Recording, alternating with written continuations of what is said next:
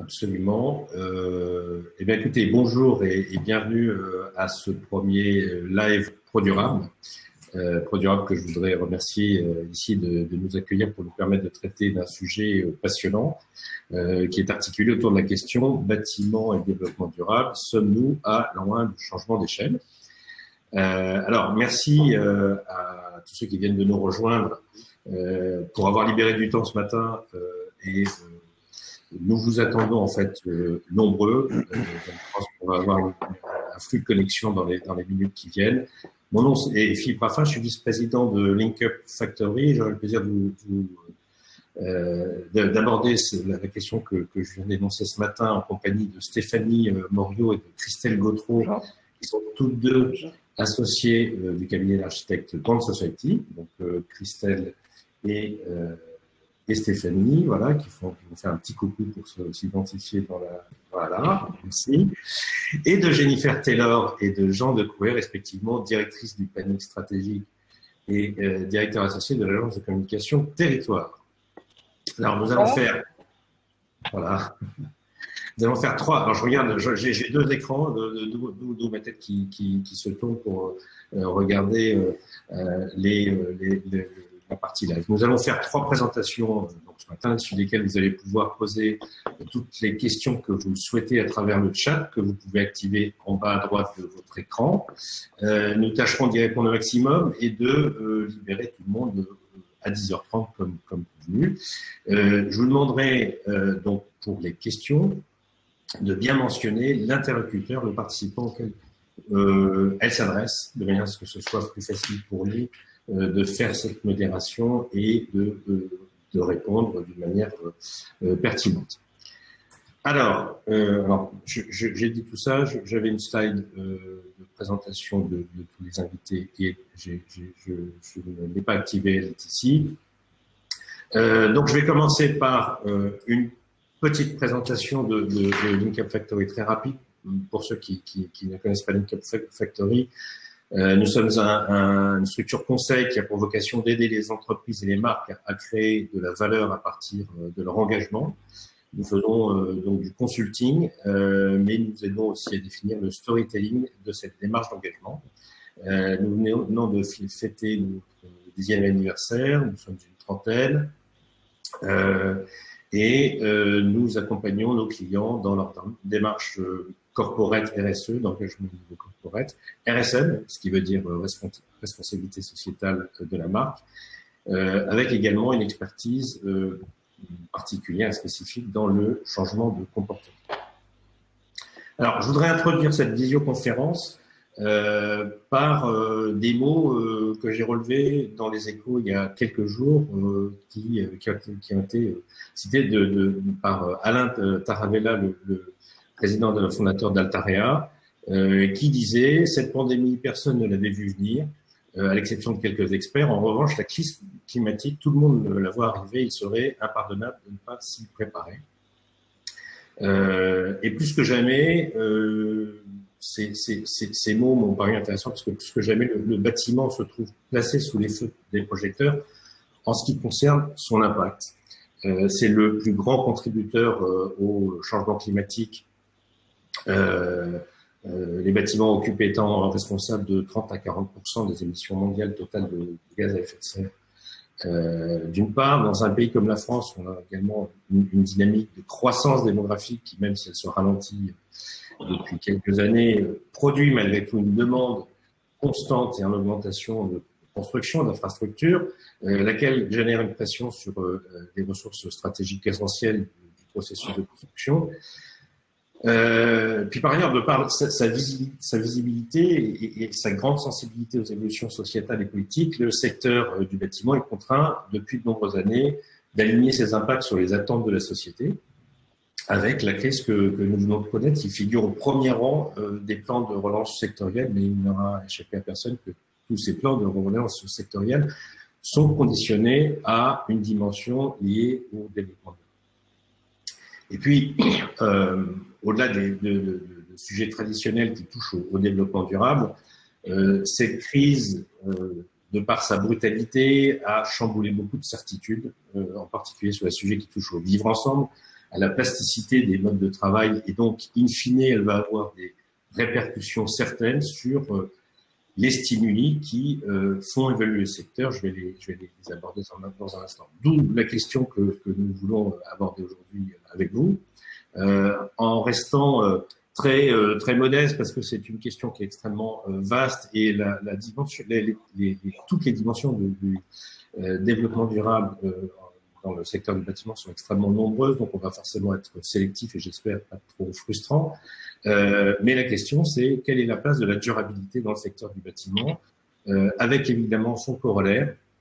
Dans quel sens la crise du coronavirus peut-elle faire pencher la balance sur un sujet complexe qui peut venir en conflit avec le besoin de restaurer les branches.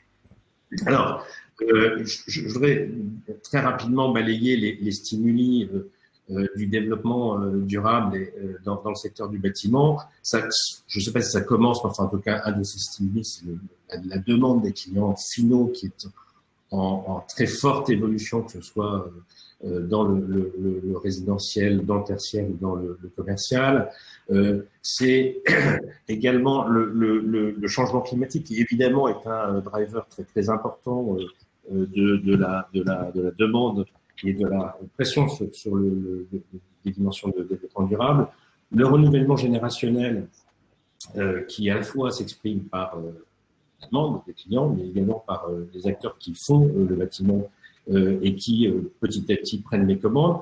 La pression des investisseurs avec des indicateurs de développement durable qui sont de plus en plus importants dans les choix d'investissement. Évidemment, les réglementations, la réglementation depuis une quinzaine d'années à la fois au niveau français mais au niveau européen.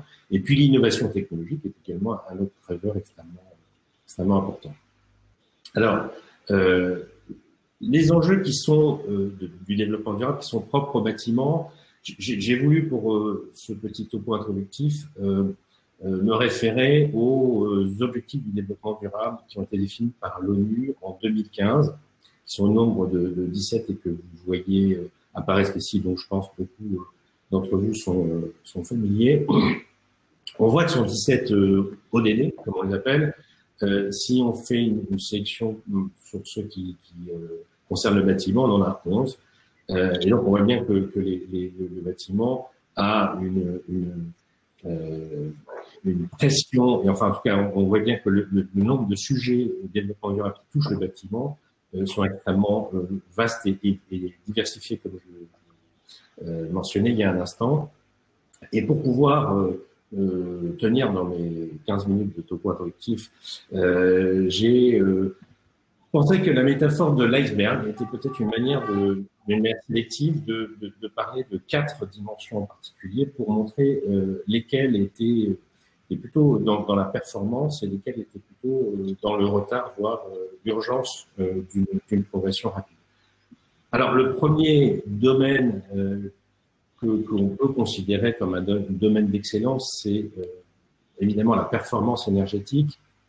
Les chiffres qu'on voit ici apparaître avant et après 2013 sur la performance énergétique du parc de logements sont assez éloquents. Et d'ailleurs, si on regarde la place de la France au sein de l'UE, on s'aperçoit que les progrès ici exprimés entre 2000 et 2013 sont plutôt bons et nous placent en tout cas dans la moyenne. On a une réglementation thermique qui est en constante évolution après la RT 2012, on arrive à la RT 2020. Et là, on voit que le niveau d'ambition continue à augmenter puisque le principe des bâtiments à énergie positive fait partie des grands objectifs associés à cette nouvelle réglementation. Alors, si on passe en dessous de la ligne de flottaison, on peut toucher à un thème qui est l'éco-circularité. Et l'éco-circularité, dont ce schéma fourni par l'ADEME est plutôt assez explicite, car elle montre finalement le vaste champ d'action que concerne le thème, ici classé en trois domaines et 7 piliers. Si on prend quelques chiffres en France, on a 46 millions de tonnes par an de déchets qui sont générés par le bâtiment, un taux de valorisation qui est en progression ces dernières années, mais on regarde aussi des sous-secteurs comme par exemple le recyclage des fenêtres, et on voit que seuls 2% dans ce domaine-là, par exemple, des 2% des fenêtres sont recyclées. Et on a bien évidemment dans ce domaine-là des exemples inspirants. J'en ai choisi quelques-uns très rapidement. L'isolation, par exemple, avec une entreprise comme Rockwool qui a mis au point un système extrêmement sophistiqué pour aller récupérer les matériaux et pouvoir en faire la base de son offre. Des acteurs de la moquette ou du lino comme Interface ou Target qui ont eux aussi assez tôt mis en place des systèmes, y compris avec des partenariats logistiques très au point pour pouvoir obtenir une récupération de matière et pouvoir la réinjecter dans leur création de valeur. Et puis, j'ai aussi choisi l'exemple de la place de marché Bacassia, qui a 3 ans d'existence, et qui est un outil très intéressant pour la circularité. Ceci étant dit, pourquoi je le mets en dessous de la ligne de flottaison? Bon, au-delà des chiffres qu'on a vus au tout début, on voit bien avec la loi sur l'économie circulaire de février 2020 présentée par Brune Poisson que les ambitions qui sont affichées sont finalement une manière d'adresser en creux les blocages des filières d'éco-circularité. On aura l'occasion d'entendre Stéphanie et Christelle sur des exemples concrets. Elles vont nous parler de cette dimension du développement durable, mais aussi des blocages qu'elles sont amenées à rencontrer. On voit qu'il y a, pour pouvoir avancer sur ce domaine-là de manière efficace, 3 conditions qu'il faut pouvoir remplir. Un maillage du territoire qui soit suffisamment performant, un soutien à l'investissement, et puis l'émergence de vraies filières. J'ai presque envie de rajouter à ça un gros travail sur le comportement sur le terrain, parce que finalement, on peut avoir toutes les filières qu'on veut, tout le qu'on veut. Si, in fine, on a des équipes qui ont une résistance passive par rapport à la sélectivité des matériaux qu'ils récupèrent, le système ne va pas marcher. Troisième sujet, là toujours sous la ligne de flottaison, c'est la biodiversité. La biodiversité, c'est un sujet paradoxal par rapport au bâtiment parce que il y a une interdépendance extrêmement forte du bâtiment avec les écosystèmes pour des raisons que tout le monde comprendra. Et pourtant, c'est une dimension qui est encore largement laissée de côté par la majorité des acteurs. Un élément intéressant à regarder, c'est que par exemple sur les indicateurs qui servent aux investisseurs institutionnels à faire leur choix, seuls 30% concernent la biodiversité par rapport à l'énergie qui concerne 95% des investissements. L'exemple typique en termes il y a beaucoup de sujets qui touchent la biodiversité évidemment et le bâtiment, mais j'ai choisi de faire un focus sur l'artificialisation des terres. Les chiffres sont assez préoccupants puisqu'on voit comment cette artificialisation rampante depuis 40 ans, 50 ans en France nous artificialise un département quasiment tous les 8 ans. On est quasiment à 10% du territoire métropolitain il y a 5 ans, donc probablement un chiffre qui est dépassé à l'heure où on parle, et des terres agricoles ou agronomiques de bonne qualité. La difficulté à pouvoir sécuriser des périmètres agricoles de qualité qui sont artificialisés et avec des conséquences qu'on connaît et qui sont extrêmement dommageables pour l'ensemble de notre système. Alors, il y a un plan ambitieux qui a été présenté il y a 2 ans par Nicolas Hulot avant son départ. C'est un plan qui est assez vaste en termes de sujets touchant la biodiversité qui sont abordé, mais on voit la difficulté, par exemple, à se mettre d'accord sur une échéance, sur un objectif qui est le zéro artificialisation net, c'est-à-dire comment lorsque une zone est artificialisée, on peut la compenser par une autre zone qui va être rendue à l'écosystème. Alors, la France reste quand même extrêmement active là, au niveau international sur ce sujet-là, ce qui est plutôt bon signe. Il va y avoir ce mois-ci, vous savez probablement, le 7e congrès mondial de la nature qui va se dérouler à Marseille et qui, selon nos informations, aura lieu en janvier 2021. La France est aussi extrêmement présente dans les COP à l'étranger qui touchent ce sujet-là. Donc, on peut espérer que la dynamique concernant la biodiversité soit une dynamique positive dans les prochains mois, les prochaines années. D'ailleurs, des acteurs internationaux, mais avec une origine française, se sont mobilisés en 2013 avec le premier label international sur la biodiversité. Il y a 2 ans, une cinquantaine de projets déjà labellisés, dont le toit de la scène musicale à Boulogne-Billancourt sur l'île, non pas de la Jatte, mais de Seguin, et une cinquantaine, au relevé des chiffres, une cinquantaine de projets en cours de labellisation. Et puis, là, on est en train d'arriver à la base de l'iceberg avec un sujet de la santé au travail où on peut facilement dire qu'on est franchement en retard. Alors, la sécurité, c'est une obsession des grands acteurs. Et pourquoi je parle de santé et puis je bascule sur la sécurité, c'est parce que, évidemment, les 2 termes sont systématiquement accolés dans les démarches, les dispositifs des acteurs. Alors, la sécurité, on sait qu'il y a une surreprésentation du bâtiment dans les accidents du travail. On sait que tous les grands acteurs ont des politiques extrêmement volontaristes pour arriver à un objectif de 0 accident.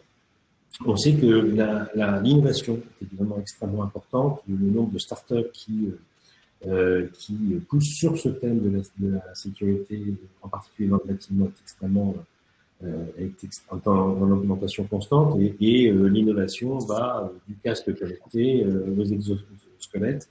Donc là, on voit bien une dynamique extrêmement forte.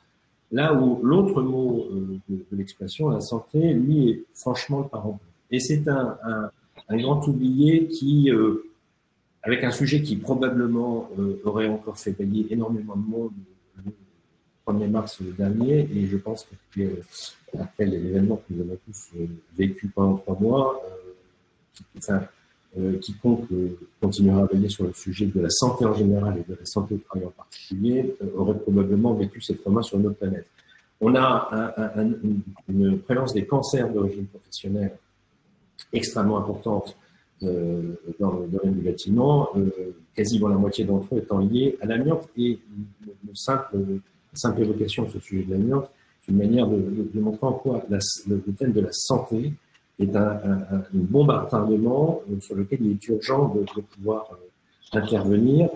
On avait, nous, chez Linkup, alors c'est pas un acteur du bâtiment qu'on peut en parler, bien sûr, mais c'est un acteur assez proche du bâtiment. On avait eu l'occasion de travailler il y a quelques années avec le Total, qui souhaitait justement ajouter une dimension santé à la dimension sécurité, qui faisait l'objet de politiques de sensibilisation et de dispositifs extrêmement rigoureux. Et ça nous avait paru intéressant de voir que cette thématique de la santé émergeait en tant que telle et n'était pas uniquement amalgamée à des soucis sécurité. Alors, il y a des initiatives qui existent dans le monde du bâtiment qui sont intéressantes. J'ai choisi celle de Bouygues avec les ateliers de la santé qui sont intéressants, en particulier dans la manière de mettre en scène l'appropriation du sujet santé par des collaborateurs qui ne sont pas forcément exposés. Mais clairement, c'est une zone de très forte urgence de progrès. D'ailleurs, on peut comparer la situation française à à la situation du Royaume-Uni où il y a Stéphanie qui va intervenir dans quelques minutes, me rappeler pour avoir travaillé en Grande-Bretagne qu'on ne peut pas être présent sur un chantier sans avoir une certification et une carte qui l'approuve. Et cette certification, évidemment, est le résultat d'un training particulier, en particulier sur plusieurs sujets, en particulier sur la santé, la sécurité et l'environnement. Donc, on voit la marge de progression qu'on peut avoir en France. Et d'ailleurs, cette semaine démarre une discussion des partenaires sociaux précisément sur le sujet de la santé au travail dans tous les secteurs. Mais évidemment, le bâtiment sera aussi concerné que les autres secteurs. Et les sujets qui seront abordés, comme la redéfinition du rôle de la médecine du travail, l'évaluation des risques chimiques les plus sensibles, le focus sur les PME-TPE. On sait que le bâtiment est un univers où 90% de l'activité se fait à travers de toutes petites entreprises, ou le sujet de la qualité de vie au travail, qui est un sujet qui peut paraître secondaire, mais je pense là aussi que après 3 mois de pandémie, plus personne ne considère que c'est si secondaire que ça. Voilà, tous ces sujets-là vont être abordés avec l'idée d'avoir une loi à partir d'octobre 2020. Alors, je viens de parler de tendances et je ne voulais pas terminer ce topo sans aborder une autre facette du métier du cœur, qui est la façon de raconter son engagement RSE et de créer un lien fort et durable avec toutes les parties prenantes. On parle beaucoup de raison d'être ces temps-ci, c'est très bien, mais là je parle ici de quelque chose de plus fort. C'est pour ça que le mot combat est utilisé. Je vous prends ici l'exemple de Dana. Je pense que personne maintenant en France et même dans le monde a échappé au travail de positionnement sur l'engagement RSE extrêmement fort de son dirigeant derrière cette expression One Planet, One Health. Mais si je me rapproche en fait du secteur du bâtiment, je prends l'exemple d'Interface, tous les professionnels connaissent l'engagement qui remonte à plus de 20 ans de la part d'Interface sur le zéro émission qui était d'ailleurs destiné à être abouti en 2020. Et puis plus récemment, Velux qui a, je dirais, un peu recadré son positionnement d'engagement autour des bâtiments sains et de la qualité de l'air intérieur. Enfin, c'est constaté que dans le domaine du bâtiment, on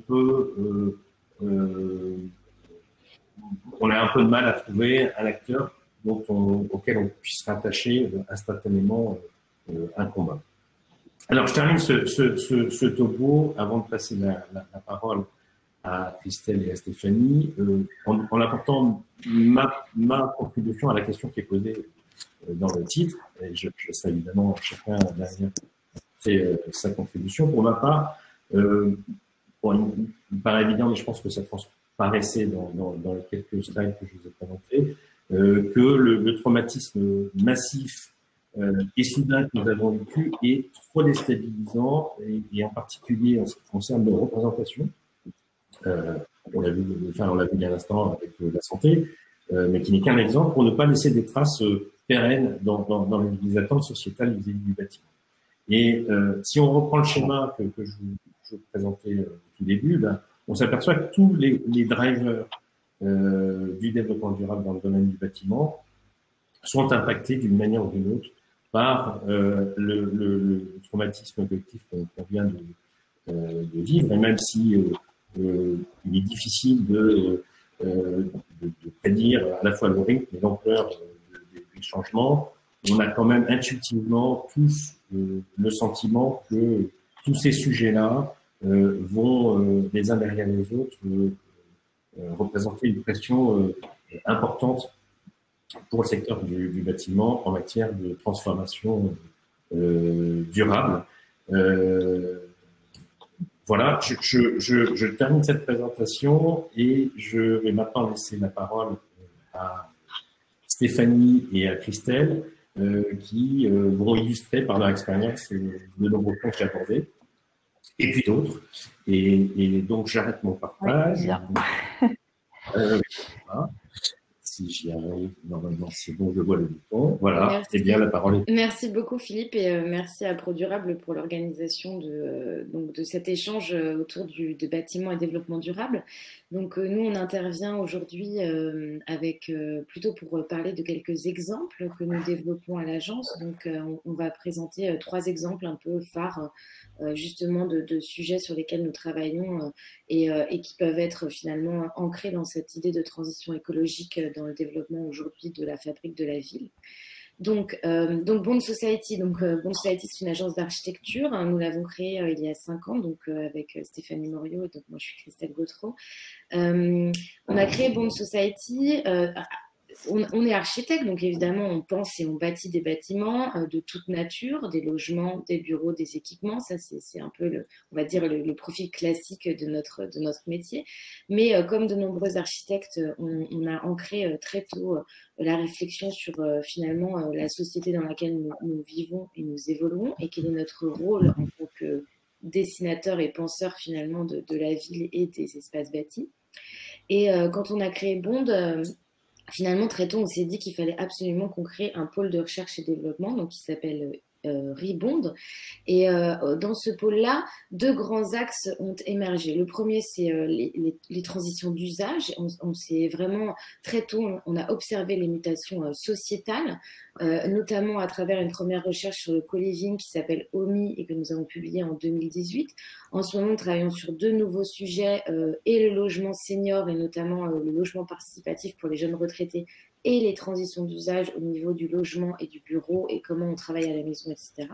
Et puis, on est des architectes diplômés au début des années 2010, et la transition écologique a été un sujet qui très tôt nous a habités. On dit souvent avec Stéphanie que finalement on a grandi dans des écoles d'architecture en béton, et qu'on nous a appris à construire des bâtiments en béton, et que en réalité il y avait comme un écart finalement entre cet enseignement et la question de l'urgence climatique qui nous a habités très rapidement. Et donc dans cet observatoire Rebond, aujourd'hui on travaille sur des bâtiments qui accompagnent la transition carbone à différentes échelles. On va vous les présenter. On accompagne nos clients et maîtres d'ouvrage qui viennent nous chercher spécifiquement aujourd'hui pour finalement les qualifications qu'on a développées à l'agence. Toute notre équipe est assez alerte.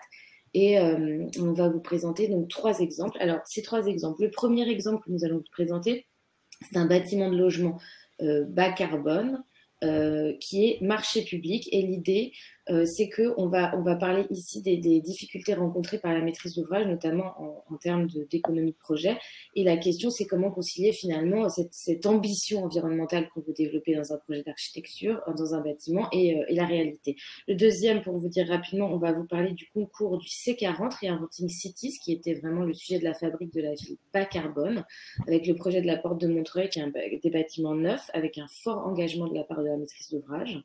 Et le troisième, là, on a choisi de vous présenter un exemple qui va toucher le patrimoine du XXe siècle. Et nous, on est assez engagés avec Stéphanie dans cette idée de transformer plutôt que démolir, et comment, en fait, on peut travailler sur l'économie de matière à l'échelle du bâtiment. Voilà, donc pour revenir sur le sujet de ces 69 logements intermédiaires que nous pensons à Noisy-le-Grand, nous sommes dans le cadre d'un écoquartier où l'aménageur et la ville ont de fortes ambitions environnementales, notamment au niveau du carbone et de la structure bois. Par exemple, dès le début du concours, les architectes devaient penser des bâtiments qui étaient 75% en structure bois, alors qu'on est en zone inondable, donc c'est un vrai défi. Les sous-sols restent en béton du coup. Et sur ce projet, on a vraiment eu un maître d'ouvrage qui a eu l'ambition, qui est un maître d'ouvrage public, puisqu'on est dans du logement social, d'aller encore plus loin que les demandes de la ville. Ils ont dit non mais en fait on va profiter de ce projet pour vraiment aller sur le label E3C2, vraiment un fort engagement sur le carbone. Donc on les a accompagnés. Nous au contraire on était ravis d'avoir un maître d'ouvrage qui avait cette volonté. On a même travaillé avec Bellastock sur le sujet du réemploi et comment on pourrait fabriquer des façades avec des matériaux issus des filières de réemploi. Et puis en réalité, en avançant dans les études, le maître d'ouvrage s'aperçoit aussi que financièrement, ça lui est très compliqué de sortir ce projet. C'est de l'habitat intermédiaire, en bois, avec du réemploi, il fallait également avoir de la production d'énergie sur site, etc. Et petit à petit, on s'aperçoit que finalement, dans son bilan économique, alors qu'on est avec un bailleur social, ça devient quasiment impossible. Et qu'on va être obligé de l'accompagner dans des choix. Bien sûr, le projet restera vertueux par rapport à la plupart des projets de logement collectif qui sont fabriqués aujourd'hui en France et qui sortent de terre, mais on est confronté à ça. Et comment nous, en fait, on peut accompagner les maîtres d'ouvrage dans ces transitions-là. Donc, en réalité, nous, on pense qu'il y a deux sujets. Le premier sujet, c'est le sujet du foncier, c'est-à-dire que les villes qui vendent les terrains doivent aussi notamment dans les ZAC, aujourd'hui, vraiment prendre un engagement, et ça, c'est la collectivité, de dire on va accompagner, de baisser les prix de vente du foncier pour que justement les maîtres d'ouvrage puissent mettre les moyens sur la transition écologique dans le bâtiment. Et ensuite, sur la slide suivante, on essaie aussi de travailler avec les maîtrises d'ouvrage à favoriser le low-tech, parce qu'aujourd'hui, en fait, c'est aussi dans le dessin. Souvent, la haute qualité environnementale, c'est aussi la haute qualité architecturale. Comment on va pouvoir dessiner tout simplement des bâtiments avec des logements traversants, de la ventilation naturelle, prolongement extérieur qui crée aussi finalement de l'ombrage, qui vont favoriser la thermique, l'acoustique, etc. Et comment par le dessin, on va simplifier en fait tout ce high-tech écologique qui a été créé et qui était aussi bien pour la transition environnementale ces dernières années, afin de trouver finalement des petites stratégies qui vont faire qu'à l'échelle du bâtiment, on va être vertueux. Voilà. Je vais passer la parole à Stéphanie qui va présenter ce fameux bâtiment du C40. Bonjour à tous, donc je suis Stéphanie, la deuxième associée de Bond Society. Moi, je vais vous parler d'un projet qui effectivement est très ambitieux d'un point de vue environnemental et peut-être un des plus ambitieux en France. Donc c'est un projet qu'on a développé avec 3 maîtrises d'ouvrage différentes, Nexity est mandataire, Crédit Agricole Immobilier et puis NJ Air Nouvelle, sur le site de la Porte de Montreuil qui faisait partie donc de l'appel à projet Reinventing Cities organisé dans le cadre du C40. Donc la question qui a été posée, c'était effectivement comment est-ce qu'on construit la ville bas carbone de demain. Alors nous, on préfère dire la ville bas carbone d'aujourd'hui parce que finalement, se projeter toujours dans le futur, ça nous met un peu à distance. La question, elle est vraiment de aujourd'hui, qu'est-ce qu'on peut faire. Et donc, je vais pas vous présenter tout ce qu'on a mis en place sur ce projet parce que ça allait à la fois des engagements même sociaux, de genre dans l'espace public, etc. Mais je vais vous parler vraiment de 2 sujets différents. Le premier, c'est comment est-ce qu'on envisage dès aujourd'hui la mutation des bâtiments, puisque je pense que tous ceux qui sont présents ce matin, il y a aucun d'entre nous qui est capable de prédire quels seront les usages et les besoins de demain, dans 20 ans, 30 ans, 40 ans. Pour autant, nous, on a une question qui est de bâtir des bâtiments vraiment pérennes et pour plus de 50 ans. Donc, on s'engage à réfléchir dans ce sens. Et puis, le deuxième, c'est la question des matériaux et des nouvelles filières. Donc, sur ce projet, c'est un développement d'une 60 000 mètres carrés à peu près, essentiellement en bureaux. Et donc, on a travaillé main dans la main vraiment avec les maîtres d'ouvrage dans une vraie esprit de collaboration pour développer quasiment 60 000 mètres carrés de bureaux totalement réversibles. Donc, ils sont 100% réversibles en logement, mais ça pourrait être aussi d'autres usages. Travailler sur une trame très, très flexible et qu'on puisse en fait à la fois dès le concours dessiner des bâtiments qui puissent être réversibles dans 10 ans, dans 20 ans, dans 30 ans, à moindre coût, parce que la question du coût, elle est aussi fondamentale. Comment est-ce qu'on fait pour transformer des bâtiments et transformer des usages de bâtiments à moindre coût? Donc, sur ce projet-là, on s'est engagé à pouvoir transformer les plateaux de bureaux en logement pour moins de 700 € du mètre carré, puisque vous savez, je ne sais pas si vous savez, mais de rendre un bâtiment, en tout cas d'inverser les usages d'un bâtiment de bureau vers le logement, c'est très faisable. Tout est une question de coût et de consommation de matière. Donc là, l'idée, c'est de pouvoir conserver un maximum de matière, de structure bois, pour pouvoir le transformer en logement demain. Donc ça, c'est un projet qui est en cours d'étude, qui va sortir dans les années à venir. Et puis, donc c'est vraiment cette question de penser l'évolution future, parce que c'est aussi ça la durabilité d'un bâtiment, c'est comment est-ce qu'on fait pour que toute sa vie, et en général, ils nous survivent. Comment est-ce qu'on fait pour qu'ils puissent s'adapter et qu'on n'ait pas finalement à démolir et reconstruire puisque certains bâtiments ne seraient plus adaptés demain. Donc ça, c'est juste pour vous donner une idée un peu de ce que ça donne en plan. Alors, c'est une lecture très architecte, le plan. L'idée, c'est de pouvoir dessiner. Donc, sur le plan du haut, vous avez la version de bureau très classique, je vais même dire très classique, de bureaux cloisonnés, mais qui est un exercice qui est nécessaire puisqu'on a aussi dans la chaîne de valeur des investisseurs à convaincre. Et je vous assure que convaincre des investisseurs en leur disant qu'on fait des bâtiments réversibles en logement, c'est pas toujours simple. Donc, l'idée, c'est de pouvoir leur démontrer, leur dire que ça marche, le chiffrer, pour qu'ils puissent avoir une idée du coût que ça représente. Donc, il faut évidemment le dessiner, nous, en tant qu'architectes. Donc, en haut, vous avez la version bureau et puis en bas, vous avez la version logement. Ici, on propose aussi de pouvoir venir accrocher des espaces extérieurs dans un deuxième temps sur la façade pour pouvoir offrir au logement une qualité de vie, un prolongement de leur logement vers l'extérieur. Le deuxième sujet, j'en ai parlé tout à l'heure, très rapidement, c'est la question des matériaux. Donc là, on est sur un ensemble, en fait. C'est presque un nouveau quartier de ville, finalement, qui prendra place le long du périphérique, qui deviendra peut-être du périphérique parisien, donc qui deviendra peut-être un jour un boulevard urbain apaisé avec des circulations un peu plus douces. Mais la question, elle est vraiment de comment est-ce qu'on construit ici. L'idée, c'est de s'engager pour que ce nouveau quartier soit un quartier zéro carbone. Donc, c'est un vrai défi, un vrai enjeu. Et il passe forcément par la question de quel matériau on utilise. Alors, on se dit toujours avec Christelle, c'est le bon matériau au bon endroit. Et la question ici, c'est de dire comment est-ce qu'on fait pour mettre en œuvre des matériaux qui aient un très faible impact carbone. Donc, d'un point de vue structurel, on est obligé pour des questions mécaniques et de sol, on est obligé de construire le premier niveau en béton, en structure béton. Et ensuite, tous les niveaux supérieurs seront développés donc en structure bois. Là, j'ai un petit problème de son, je crois. Non, ça va. Ok. Voilà, donc toute la partie supérieure, donc des habitations. Donc ici, on est sur un programme d'habitation en co-living. Donc seront en structure bois avec des structures bois apparentes dans la mesure du possible à l'intérieur pour aussi offrir une expérience aux habitants de la matière et de les sensibiliser aussi par ce biais-là. Et puis toute la façade sera remplie en briques de terre crue et c'est un vrai défi sur ce projet puisque la brique de terre crue, donc ça a toujours été, c'est presque un matériau d'antan en fait. Ça a toujours été utilisé, mais sur des petits bâtiments, sur des petites habitations. Là aujourd'hui, c'est quand même un très gros développement.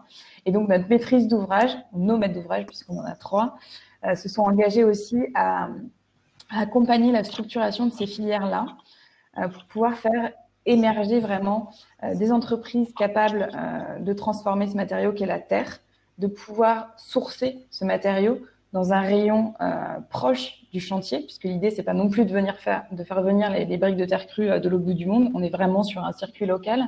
Donc, c'est de sourcer cette matière, de savoir comment est-ce qu'on la transforme à grande échelle, comment est-ce qu'on la met en œuvre. Et puis, ça pose la question des réglementations qui sont applicables aujourd'hui, puisque dans le bâtiment, aujourd'hui, on a tout un tas de réglementations auxquelles on doit répondre, que ce soit on va dire, je ne vais pas entrer dans la technique spécifiquement, mais c'est des réglementations de mise en œuvre selon les règles de l'art, de la construction, et puis des réglementations beaucoup incendie. Et de ces matériaux, donc c'est la brique de terre crue par exemple, aujourd'hui n'est pas encadrée par ces réglementations. Et donc on doit accompagner finalement tout ce processus d'adaptation de la réglementation, de nouvelles réglementations, de comment est-ce qu'on fait pour que ce matériau, in fine, puisse être mis en œuvre à la fois sur ce projet-là, mais que ce projet-là puisse servir de démonstrateur parce qu'il aura fait évoluer les réglementations applicables en vie. Voilà, donc ça c'est un exemple, mais tous les bâtiments, donc on a un peu moins d'une dizaine de bâtiments sur ce projet et qui sont développés par d'autres architectes. On a tous cette même démarche et c'est un vrai engagement de la part du maître d'ouvrage parce que c'est du temps, c'est aussi des coûts supplémentaires parce qu'il faut payer ces études évidemment de faire évoluer les réglementations pour pouvoir faire finalement. Et puis alors le deuxième bâtiment que moi je vais vous présenter, c'est une autre question puisque là on était sur un projet de construction neuve. Là je vais vous présenter un projet de réhabilitation d'un patrimoine bâti donc des années 60-70 qui est le 42 rue Cambronne. où la question, c'est comment est-ce qu'on fait pour transformer un bâtiment de bureau. Voilà, ça, c'est une image concours. Comment est-ce qu'on fait pour transformer ce bâtiment, finalement, qui a abrité le siège social d'Anoma pendant des années, en habitation, et comment est-ce qu'on fait pour valoriser ce patrimoine existant? Alors, la première question qu'on s'est posée, c'est est-ce qu'on garde ou est-ce qu'on démolit? Notre maître d'ouvrage nous l'a posé. Évidemment, puisque aujourd'hui, un bâtiment qui est existant comme celui-ci ne répond pas forcément aux standards actuels, à la fois d'un point de vue structurel, de hauteur, d'épaisseur de bâti. Il n'y avait quasiment pas d'espace extérieur sur la partie supérieure, etc. Donc, comment est-ce qu'on fait pour l'adapter? Est-ce qu'on le démolit ou est-ce qu'on le conserve? Donc, avec les architectes avec lesquels on travaille sur des projets qui sont calque architecture, nous, on s'est dit, non, mais c'est impossible, toute cette matière, il faut qu'on la conserve, c'est un patrimoine des années 70. En plus, nous, on est assez fascinés par ce bâtiment. Alors, effectivement, il y a des gens qui trouvent qu'il est plutôt monstrueux, mais c'est pas notre posture. Et dans tous les cas, on s'est posé la question de comment est-ce qu'on fait pour conserver toute cette matière. Alors, il est tout à fait amianté du sol au plafond, il faut le savoir. Mais il y a des solutions aujourd'hui pour conserver ces bâtiments. Donc, c'est le choix qu'on a fait et c'est le premier engagement, finalement, écologique et de durabilité qui a été fait sur ce projet, qui est en développement. Et puis, on a poussé beaucoup notre maître d'ouvrage à s'engager sur la question du réemploi, puisque ce bâtiment ayant été occupé pendant des années, finalement, vous avez évidemment l'enveloppe et la coque du bâtiment qu'il faut conserver, mais vous avez aussi tout ce qu'il y a à l'intérieur, c'est-à-dire les moquettes, les portes, les luminaires, les fenêtres. Il y a tout un tas d'éléments, finalement, qui peuvent être déposés et puis revalorisés ensuite sur d'autres chantiers ou sur ce projet même. Donc, juste pour vous donner un exemple de comment est-ce que ça se met en place, il y a un audit qui a été effectué, très conséquent, qui relève à peu près tous les éléments du bâtiment qui sont réutilisables. Donc là, vous voyez du parquet qui est un peu sale parce qu'il y a eu le passage des pompiers qui venaient s'entraîner dans la tour et qui ont un peu sali le parquet, mais en très bon état. C'est de dire, voilà, ce parquet, on va être obligé de le déposer pour des raisons de remise à niveau des planchers. Et c'est un parquet en chêne massif. Et donc, on s'est dit, voilà, on va le prendre, on va le mettre sur une plateforme. Alors, c'est pas la plateforme Bacassia que vous a présenté Philippe, mais c'est une plateforme qui s'appelle Cycle Up. Et je vous invite à aller la voir parce que c'est assez intéressant. Il y a beaucoup d'éléments à acheter et c'est aussi parfois assez bon marché.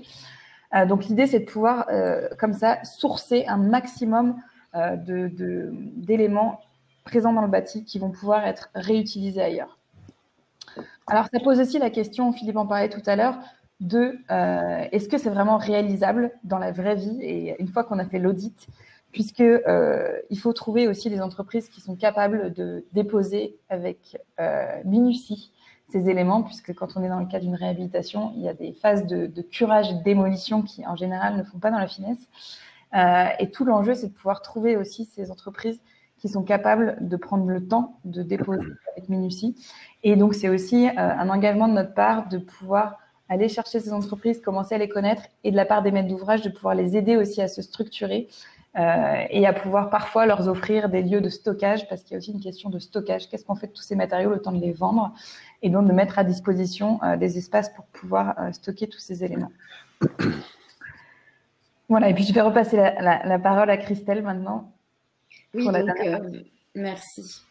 Donc là, on a présenté 3 projets qui vraiment ont de forts engagements et des ambitions assez élevées. Nous, on considère qu'en tant qu'architecte, tous les projets aujourd'hui, il n'est pas possible d'aller vraiment dans ces ambitions pour tous les bâtiments qui sont construits en France aujourd'hui. En revanche, on est assez persuadé que la transition environnementale et le développement durable dans le bâti passe aussi par différentes échelles et que finalement, chacun doit aujourd'hui s'engager dès maintenant à réaliser de premiers pas et puis petit à petit, les choses vont évoluer. Donc là, on vous présente 2 exemples un peu rapides. Le premier, c'est quand même le sujet des toits. On est assez convaincus, ça fait des années qu'on en parle, que aujourd'hui, ces surfaces de toiture, il y en a beaucoup d'existantes et il y a encore des bâtiments neufs qui sont pensés sans que ces toitures offre un certain usage ou un jardin. Donc ça, c'est un exemple de ferme urbaine qu'on a dessiné à Paris. Mais nous, on pense que vraiment, il faut absolument penser aujourd'hui à végétaliser les toitures, enfin à utiliser cette 5e façade, comme on l'appelle, pour créer de l'usage aussi. Et puis ça fait partie des engagements forts sur la transition environnementale. Et puis ensuite, on a aussi un autre sujet, c'est que à toutes les échelles, on peut tous s'engager. On a accompagné l'association du Centre des jeunes dirigeants dans l'installation de son siège social dans le 11e, dans un bâtiment existant. Et nous, on a aussi des architectes d'intérieur et des designers à l'agence et on accompagne de nombreuses entreprises justement sur leur bureau avec toujours un engagement environnemental, c'est-à-dire qu'on va choisir des matériaux bas carbone pour le dessin des meubles sur mesure, du mobilier. On a aussi travaillé avec des matériaux issus des filières de réemploi pour le design de certains meubles. Et donc, finalement, à toutes les échelles, on peut tous commencer dès aujourd'hui à avoir un certain engagement sur la transition environnementale dans le bâtiment. Et ça, pour nous, c'est très important. Stéphanie l'a dit tout à l'heure. C'est pas demain, en fait. Demain, c'est déjà trop tard. Déjà, aujourd'hui, c'est presque trop tard. C'est vraiment, il faut dès maintenant que les entreprises dans tous les métiers qui accompagnent la fabrique de la ville, de l'urbanisme, la pensée jusqu'au serrurier sur le chantier ou jusqu'au menuisier, vraiment qu'on ait tous aujourd'hui ce sujet qu'on porte et puis de projet en projet, un premier pas dans un premier projet et puis un deuxième, etc. Et on pense que c'est possible et qu'économiquement c'est viable également. Voilà, donc on conclut à présent et on passe la parole à Territoire. Merci beaucoup de ces deux interventions très très intéressantes parce qu'elles permettent de montrer très concrètement en fait à la fois l'ambition qu'on peut avoir et c'est vraiment de très très beaux projets en même temps les limites concrètes techniques et la complexité aussi de conformation à des ambitions à la réglementation, à l'économie des projets, etc. Moi, je relève juste, avant de passer la parole à Jean et à Jennifer, le côté extrêmement prédictif en fait de votre projet de transformation d'effacement des frontières entre les bureaux et les logements, parce que je ne sais pas si vous aviez prévu en fait cet effacement des frontières que beaucoup de Français, plus de 10 ou 15 millions je crois, ont connu dans les 3 derniers mois et sont amenés à connaître. Enfin, en tout cas, c'était assez piquant de voir que ça faisait partie de vos exemples. Merci beaucoup. Les questions continuent à s'inscrire et donc on va, comme je le disais, les prendre après l'intervention de Jean et de Jennifer. J'aurais présenté en tout cas nos excuses sur le plan technique. Visiblement, on a des problèmes. La plateforme n'a pas l'air d'être complètement stable, y compris pour des gens qui ont réussi à se connecter, parce que je sais qu'il y a pas mal de gens qui n'arrivent pas à se connecter, mais même pour ceux qui se connectent, visiblement, c'est pas stable, puisque certains disent ne plus avoir soit d'image, soit de son à certains moments. Donc, toutes nos excuses sur ce problème-là. Et Jean, je te laisse maintenant la parole avec Jennifer sur le territoire de la communication. Merci Philippe de ce passage de relais. Donc je m'appelle Jean Decouette, je suis directeur associé d'un groupe de communication qui s'appelle Netco et je dirige tout particulièrement un bureau de création qui est dédié aux acteurs de la transformation des lieux, des villes et des territoires. Et à ce titre, d'ailleurs, on a pu accompagner des projets dont vous en viennent de vous parler, Stéphanie et Christelle. Et notre objectif, c'est d'accompagner effectivement toutes les initiatives et de mettre en lumière et d'éclairer toute la contribution positive qu'il y a aujourd'hui sur le développement durable et sur la transformation positive de notre territoire. Avant de lancer cette intervention et de laisser la parole à Jennifer Taylor, qui est en charge du planning stratégique à l'agence, je voudrais partager 2 idées avec vous et partager une vision sur le fait qu'aujourd'hui, en fait, jusqu'à présent, on communiquait sur la transition. Aujourd'hui, la communication et la transition doivent se confondre. Et en fait, la transition et la communication, et elles sont intimement liées. Et pour ça, il y a une première idée que j'aimerais vraiment partager avec vous, c'est que pour participer au changement, la communication doit être belle et elle doit être utile. C'est-à-dire que jusqu'à présent, on va dire que le sujet de la transformation et de la transition était beaucoup trop sérieux pour être partagé par des publicitaires. Et en même temps, le spectre du greenwashing était quand même un petit peu puissant et que globalement, il fallait quand même manipuler ça avec beaucoup de délicatesse. Mais en même temps, si on a envie qu'il y ait une chance que les choses avancent, que les gens s'approprient en fait ces problématiques. Christelle, tu parlais de s'engager. Je crois que non seulement il faut que les entreprises s'engagent, il faut effectivement que les gens qui sont acteurs de ce métier s'engagent, mais globalement, c'est vraiment la responsabilité de chacun, des usagers, des occupants, des gens qui habitent la ville. Et ça, si on a envie que cette idée soit partagée, elle ne doit pas rester dans le cadre d'un comité d'experts, ou elle ne doit pas rester dans des vocabulaires qui sont suspects parce qu'ils sont trop simples, ou pas dans des images qui sont un peu trop essorées, mais vraiment aller jusqu'au bout pour que les gens s'approprient les choses. Et qu'on n'est pas obligé de passer par des images d'Épinal, on n'est pas obligé de passer par des jolies petites filles juchées sur les épaules de leur papa, ou de petits garçons joufflus qui crevent de l'amour pour parler d'écologie, pour parler de transition, pour parler de transformation, bien au contraire. Et puisqu'on parle d'accélération, c'était le thème un peu du changement d'échelle et l'accélération entre le bâtiment et le développement durable. Je pense on pense à l'agence en tout cas, que le respect de la planète commence déjà par le respect de son habitant. Et déjà, la première chose, quand on veut lui dire quelque chose, c'est de commencer par lui présenter des choses qui soient bien écrites, qui soient belles, qui donnent des vraies raisons de nous, ou en tout cas de vous, faire confiance. On attend des marques, évidemment, et des entreprises qu'elles produisent des choses, qu'elles produisent des services, qu'elles produisent des marchandises, mais aussi qu'elles produisent du sens. Et que ce sens, en fait, c'est à nous, agence, et c'est à vous de nous laisser et de nous faire cette confiance, de le rendre désirable. Et cette notion de désirabilité, en fait, qui a beaucoup effrayé chaque fois qu'on parlait de sujets graves, en fait, elle n'est pas si grave, parce que c'est comme ça que les gens se l'approprient. Et c'est, je pense, le rôle d'une agence conseillère en communication. Et quand on s'est associé au projet de Collective for Climate, ou quand on s'est associé au projet de Cambronne, c'était pas pour ajouter une expertise supplémentaire dans le monde de l'expert. Voilà, il y avait des architectes, il y avait des bureaux d'études, il y avait beaucoup de gens qui savaient. Nous, on avait pour objectif vraiment de le faire rebondir et de le rapprocher des gens. Et cette notion de proximité est absolument clé. Donc ça, c'était la première idée, et je pense qu'il faut vraiment faire très très attention à cette manière de partager vos idées, de partager vos envies et de partager vos projets. La deuxième idée que je voudrais partager avec vous, et je risque de me faire quelques ennemis en fait dans cette approche, mais je vais quand même y aller de toute façon, comme c'est un peu virtuel, c'est pas grave, je prends pas beaucoup de risques physiques en tout cas à vous le dire, mais c'est de passer de la raison d'être à la raison d'agir. C'est-à-dire que bon, je fais ce métier depuis maintenant quelques années, et ça fait un peu des années qu'on nous bassine avec cette raison d'être. Ça fait des années que des armées de stratèges, de conseils nous écrivent des plateformes de marque. C'est à grand renfort de méthodes, de matrices, et nous rappelle à nos missions, à nos visions, à nos valeurs, etc. pour passer à la postérité. Et en fait, ça produit quand même quelque chose qui pourrait être un peu contestable et qui pourrait être aujourd'hui un peu remis en question. C'est que bien sûr qu'il faut une raison d'être pour commencer à faire des choses, mais globalement, en fait, cette raison d'être, elle nous maintient dans une tiède énergie en fait et bienveillante sur la contribution à un monde meilleur. Alors je m'explique, c'est-à-dire que avec cette raison d'être, on participe effectivement au dessin d'une planète plus belle, mais en même temps, ça nous permet de rien faire. C'est-à-dire que si on reste sur cette raison d'être, globalement, on parle beaucoup de théorie du complot, mais là je parlerai un petit peu des théories du travestissement. C'est-à-dire qu'avant qu'on se rende compte que cette raison d'être, elle ne suffit pas, et qu'il faut aller plus loin, aujourd'hui, je pense que c'est vraiment la clé. Et c'est aujourd'hui que ça change.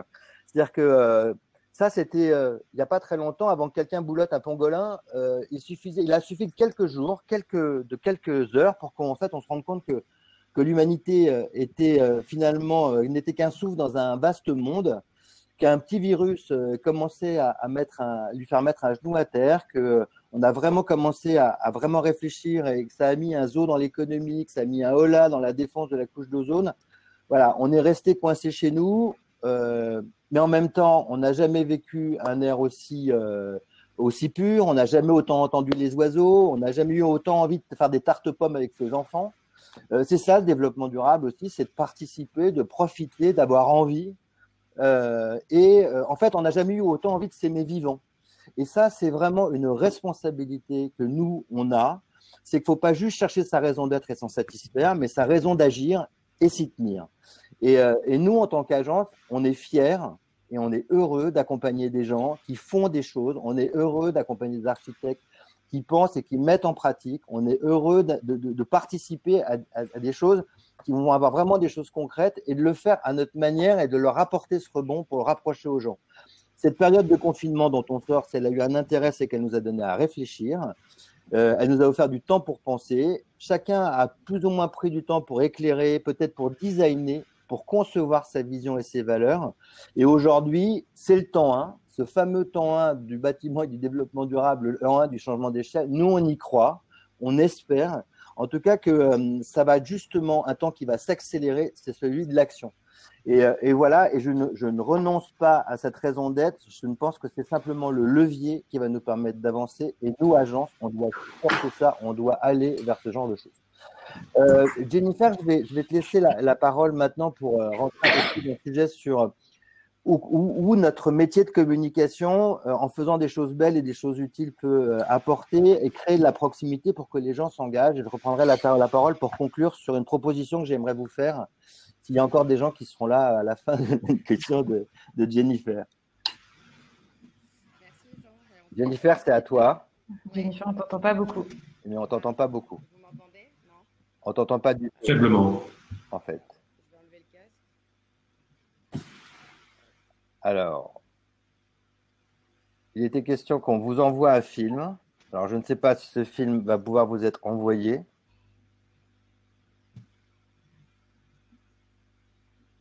On ne t'entend pas, Jennifer. Ton micro est coupé, Jennifer.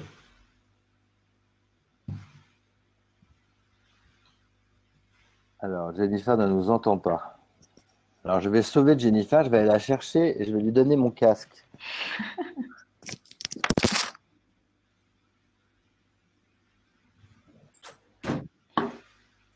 Bah écoutez, alors, est-ce que ce sauvetage par gros temps va prendre plus que quelques secondes? Sinon, j'avais envie de lancer une question et une réponse, mais je ne veux pas non plus casser la dynamique de la présentation. Ah, c'est bon, elle a l'air Voilà, de pas arriver. on va rester patient.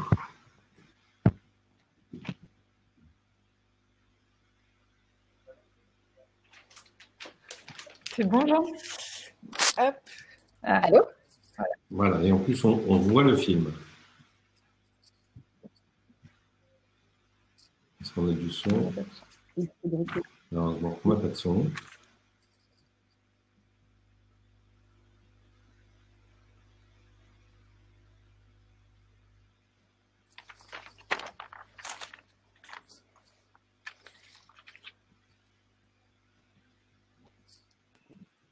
Bon, Jennifer, je pense qu'il faut que tu nous expliques ce qu'on voit. C'est assez intriguant. Ouais, tout à fait. Non, c'est un très très joli film de Leroy Merlin. Et donc c'est un film publicitaire, certes, mais ce qu'on voulait montrer par là, c'est que finalement notre rapport à ce qui fait abri est intimement lié à la nature. Si je dois décrire un peu le film, c'est dans ce monde apocalyptique la manière dont finalement construire son chez-soi et construire son chez-soi en harmonie avec notre environnement proche, hein, donc nos espaces habitables, le bâti, mais aussi notre environnement qui nous paraissait un peu plus lointain à l'époque, est intimement lié. Bon, alors déjà désolée pour ce petit couac. Heureusement que j'étais à côté de Jean et qu'on est plus confinés. Mais voilà, l'idée c'était de dire que finalement, alors je sais pas, Jean, si tu peux passer la slide d'après.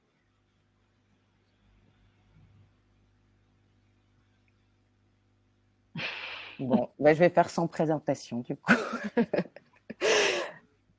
Voilà, l'idée c'est que pendant le confinement, finalement, on a puisé notre optimisme dans nos intérieurs.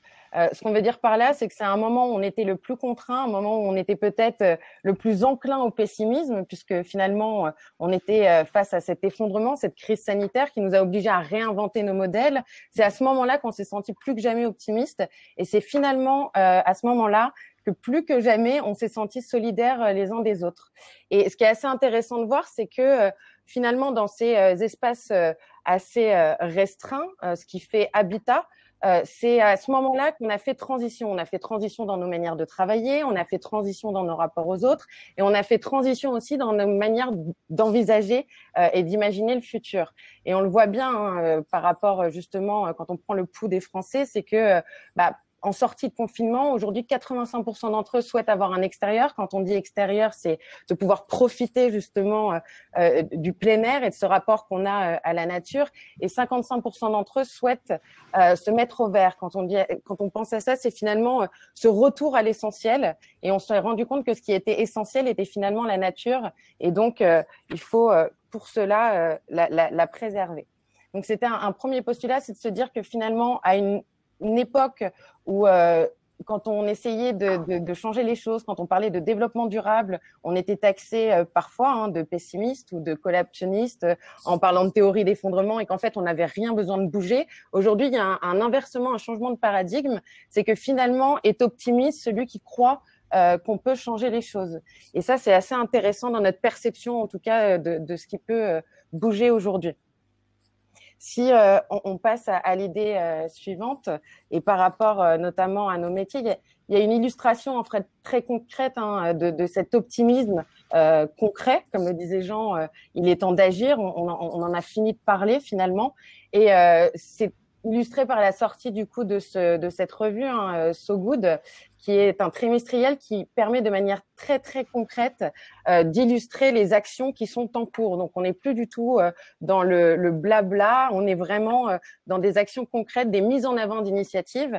Et ce qui est aussi intéressant à souligner sur cette revue So Good, qui est par le groupe Sopress, c'est que finalement ça a été financé sur la plateforme Ulule. Donc c'est un acte citoyen, c'est-à-dire que avoir envie d'avancer positivement, c'est quelque chose aujourd'hui qui est soutenu par toutes les parties prenantes, aussi bien les citoyens que les entreprises qui se sont mises en mouvement, et on l'a vu pendant cette période de confinement, que l'État et la politique. Et c'est ce triptyque en fait qui fait qu'aujourd'hui on peut espérer avancer concrètement. Et comme on le disait, il est plus temps de parler, il est temps d'agir. On a The Guardian aussi, à titre d'exemple, qui a fait une initiative assez forte, c'est-à-dire que aujourd'hui sa régie publicitaire n'accepte plus de prendre des annonceurs qui utiliseraient de l'énergie fossile et de les plébisciter. Et ce qui est assez intéressant, c'est que finalement même dans nos métiers, on prend acte et on est en train aussi de faire action plutôt que de simplement parler et exposer. Donc l'idée suivante, si je la ramène un peu plus concrètement à notre vision, à territoire, à ce qu'on fait, et Jean, si tu peux changer la slide, ce serait super. Merci. C'est que finalement, comme je le disais, c'est passer de l'état de fait au sensible. Donc on souhaite susciter l'adhésion. C'est ce que disait Jean sur cette notion d'esthétisme et d'éveiller la connivence. C'est que finalement aujourd'hui, si on a envie de bouger, si on a envie de faire partie de ce mouvement, il va falloir toucher les gens. Et pour toucher les gens, il va falloir aussi toucher cette corde sensible. Il ne s'agit pas du tout de faire du greenwashing, il s'agit surtout de pouvoir à un moment donné parler de manière sensible pour qu'on puisse s'approprier des sujets qui parfois nous paraissent assez loin de nous, parce que parfois trop techniques, parce que parfois, comme on le dit, c'est le monde de demain, mais comme le disait Christelle, entre autres, et Stéphanie, c'est que le monde de demain commence dès aujourd'hui. Et donc cette appréhension sensible des sujets nous permet également de pouvoir parler vite et efficacement, et du coup de rendre concret ce qui peut nous paraître éloigné. À titre d'exemple, et on le trouvait assez intéressant, c'était un partenariat entre WWF et le musée du Prado qui joue justement sur notre rapport à la culture et qui, par une mise en exergue d'images, nous montre que finalement, ces choses-là sont très proches de nous et que on peut passer d'un état à un autre. L'autre point qu'on trouvait assez intéressant, c'est que finalement, pour accélérer la transition, c'est qu'il faut se rapprocher des gens et qu'on ne fera pas transition tout seul. Et ça, c'est certain. On fera transition dans cet objectif de collectif. Et c'est en ça que le projet Collectif for Climate est très intéressant, parce qu'il porte justement ce collectif. C'est que ce qui fait transition de passer d'un état à un autre, c'est quand on pourra le faire ensemble. Donc, dans la communication, mais aussi bien dans les projets, ce qui est intéressant, c'est qu'aujourd'hui, parfois très très utilisé, notamment dans le bâti, quand on parle de coworking, de co-living, mais finalement c'est aussi une symbolique, ce co du vivre ensemble. Et dans la communication comme dans les projets, ce qui est assez intéressant, c'est de se dire que pour faire transition, il va falloir co-designer des réponses, il va falloir co-construire ensemble, il va falloir co-faire, et finalement la communication, ce n'est que ça, c'est diffuser des messages et pouvoir partager, échanger et donner corps à cette transition et la porter. Donc, on a souhaité vous partager quelques exemples aussi de sujets qu'on a accompagnés chez Territoire. Alors là, c'est un exemple donc de Bobigny. Donc Bobigny, le cœur de ville de Bobigny qui se transforme.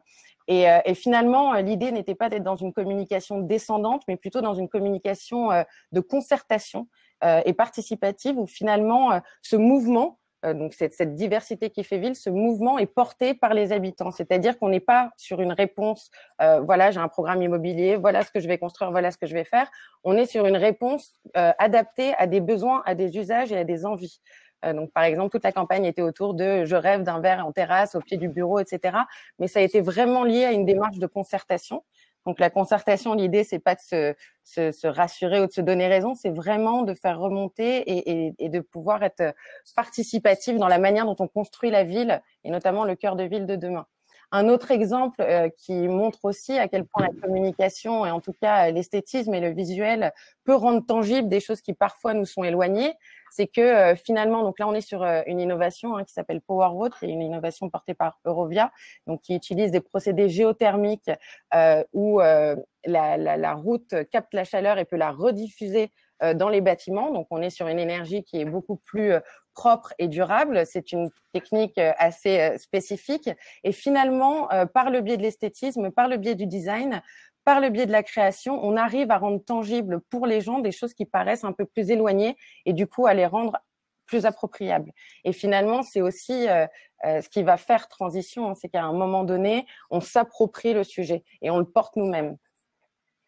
On voulait aussi faire un petit laïus là-dessus parce qu'on est justement sur la question du bâti et on trouvait intéressant de parler des tiers-lieux puisque finalement, ce sont des lieux qui portent en eux-mêmes un message et ce sont des catalyseurs de la transition. Déjà parce que souvent, ce sont des lieux temporaires, donc éphémères. La transition n'a pas vocation à durer. On n'est pas censé rester dans un état de transition éternellement. L'idée, c'est quand même qu'on arrive à passer d'un état à un autre. Et donc, du coup, ces lieux sont porteurs de transition aujourd'hui parce qu'ils sont mouvants, parce qu'ils interrogent les gens, parce qu'ils font collectif, parce qu'ils font société et aussi parce qu'ils proposent des solutions concrètes. Et là, c'est une manière de montrer aussi à quel point le bâti peut en lui-même porter un message d'espoir et au-delà de l'espoir, porter un message très concret de la manière dont on va pouvoir avancer et ce, de manière résiliente. Alors, j'ai Jean qui revient dans la pièce. Tout à fait. Hop. Excusez-nous pour cette chose un peu chaotique, mais c'est à ça aussi qu'on voit la transition, la transformation. C'est pas une espèce de long fleuve tranquille. Et donc, ce qui est intéressant, et on va conclure aussi de cette manière-là, c'est que quand on dit que la transformation est communication et que la communication est transformation, en fait, le fait d'avoir des lieux médias sont des expressions extrêmement claires de cette transformation. Donc, vous l'avez compris, l'objectif d'une agence aussi, c'est d'avoir cette contribution positive et créer de l'optimisme. Et on voudrait conclure avec vous, en fait, ce moment d'échange. Il nous reste encore un tout petit peu de temps, pas beaucoup, donc je vais aller assez vite. Mais en fait, globalement, on l'a vu, il faut faire avec les gens. Et c'est vraiment en se rapprochant des gens que on va pouvoir faire avancer notre métier de conseiller en communication, puisqu'en fait, on va créer de la proximité, de l'appropriation. Et je pense que quand on aura fait ce travail, on aura vraiment contribué justement à cette transition, à cette transformation, et on aura permis aux choses de s'accélérer. On a créé à l'agence un observatoire qui est l'observatoire de la transition optimiste. En tout cas, c'est comme ça qu'on l'a fait. Et on s'est aperçu d'une chose qui était assez intéressante, c'était que on a regroupé autour de cet observatoire des gens qui venaient du monde de l'économie et du business, des entreprises. On a réuni aussi des gens qui venaient du monde de la sociologie, de l'observation, de la philosophie et des artistes pour créer un lien sensible. Et en fait, cette notion de créer un lien sensible, je suis retombé sur une phrase de Malraux qui disait que l'art était le chemin le plus court de l'homme pour l'homme, de l'homme à l'homme. Je crois que précisément, c'est pas exactement ça qu'il dit, le pauvre. Je vais certes retrouver, c'est l'art est le plus court chemin de l'homme à l'homme. Et c'est vrai qu'à un moment, lorsqu'on met de la sensibilité dans un sujet, on crée de l'appropriation et on crée de la proximité. Donc, c'est sur ce triptyque qu'on avait fait un premier observatoire sur la mobilité, qu'on avait voulu voir la mobilité inclusive. Alors, c'est pas le sujet du tout, mais on sait que la mobilité, on en parle beaucoup, mais c'est aussi un sujet de fracture sociale et géographique extrêmement important. Et donc, du coup, autour de la mobilité, il y a des vrais sujets aujourd'hui de rapprochement pour pas laisser les gens au bord de la route. Cette histoire du Covid nous a fait encore plus comprendre que la mobilité avait des vrais impacts au niveau de l'écologie, au niveau du climat, au niveau de ces choses-là. Donc là, aujourd'hui, on aimerait, à l'aune de la crise sanitaire qu'on vient de vivre, de voir que nos maisons sont devenues à la fois des salles de classe, des bureaux, des gymnases, etc. Réfléchir avec les gens qui le souhaitent sur une nouvelle réflexion sur la manière d'habiter la planète, histoire de laisser personne au bord de la route. Alors, aujourd'hui, c'est quelque chose d'ouvert. Il y a aujourd'hui la possibilité de s'inscrire là-dedans. Les choses restent à construire. Derrière ça, il y a des projets artistiques, il y a des projets de podcast, il y a des projets qui sont intéressants à produire. Et donc, c'est ouvert pour les gens que ça intéresse de venir avec nous développer cet observatoire. On est une agence agile, on est une agence flexible et on est une agence ouverte. Et que cette notion d'observatoire est la démonstration de la manière dont on a envie d'arriver à vous accompagner, puisque c'est vous les acteurs et nous, on est là juste pour mettre en lumière ce que vous pensez et ce que vous êtes en train de concevoir. Donc voilà, et si ça vous intéresse, eh ben, dans ce cas-là, vous nous rejoignez et ça serait absolument super. En tout cas, accélérons, c'est ça de ma conclusion. Je vous remercie en tout cas de nous avoir écoutés. Merci Jean, merci Jennifer aussi, ces exemples sont très inspirants.